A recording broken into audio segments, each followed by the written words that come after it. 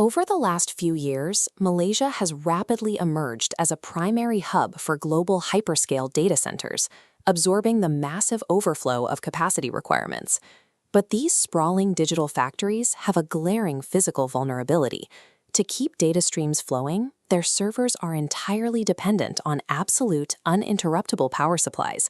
A single grid failure or voltage drop can cost operators millions. This zero tolerance for downtime is where EI Power Berhad, or EIP, operates.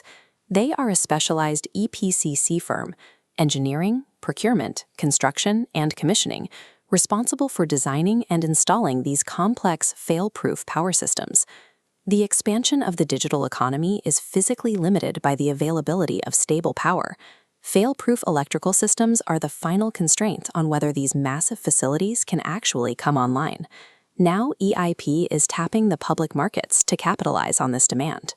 The company is scheduled to list on the ACE market in May 2026. At an issue price of 48 cents per share, they aim to raise 62.2 million ringgit, bringing their total market valuation to 336 million ringgit. To reach this valuation, the company executed a deliberate strategy between 2022 and 2025. EIP shifted away from conventional commercial power contracts to focus exclusively on high-tier mission-critical data centers. This paired bar chart shows the financial impact of that shift. By targeting complex engineering projects with stricter reliability standards, EIP's gross profit margin expanded from 16.4%. In the Kulai Data Center District, one of the primary development zones in the country, EIP currently controls a 66.7% market share for mission-critical power setups. That dominance translates to their backlog. They hold a 99.9 million ringgit unbilled order book, and 98% of those contracts are locked into the high-margin mission-critical segment, providing tight revenue visibility for the next 2 years. Management plans to use the IPO proceeds to replicate this success regionally. A portion of the capital is earmarked for a branch in Thailand, allowing EIP to follow their multinational clients and capture a slice of Thailand's growing hyperscale market. The second major use of proceeds targets a different problem entirely. EIP is launching Building Energy Efficiency Systems, or BEES, aimed at commercial properties. This flowchart outlines the BEES model. EIP uses a zero capex approach.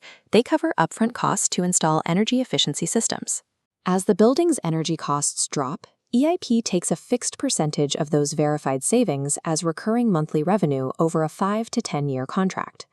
When viewed together, the capital raise serves two functions: cementing a local monopoly in data centers today, while building a regional recurring revenue safety net for the future. However, specializing so deeply in massive infrastructure creates a steep structural vulnerability. The risk section of the prospectus points directly to extreme client concentration.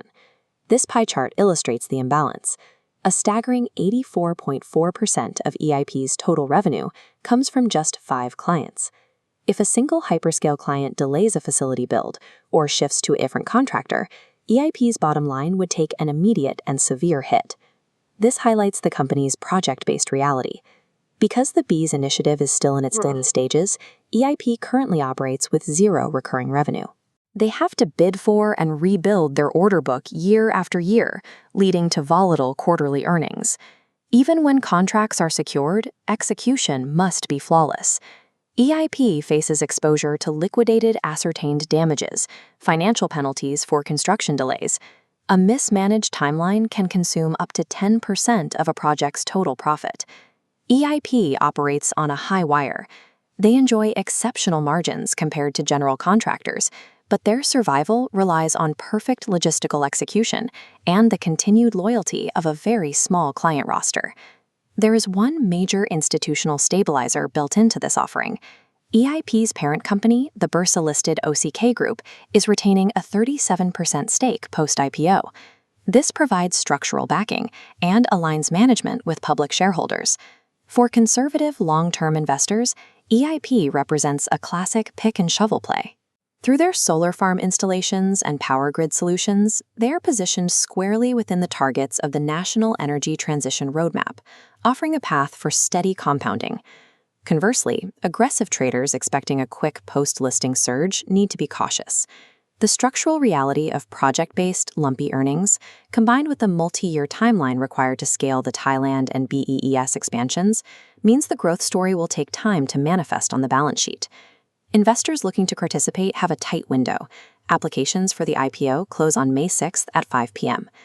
EI Power Berhad has cornered a specific, lucrative function in the digital economy. They are selling absolute, uncompromising reliability. The question for the market is whether that reliability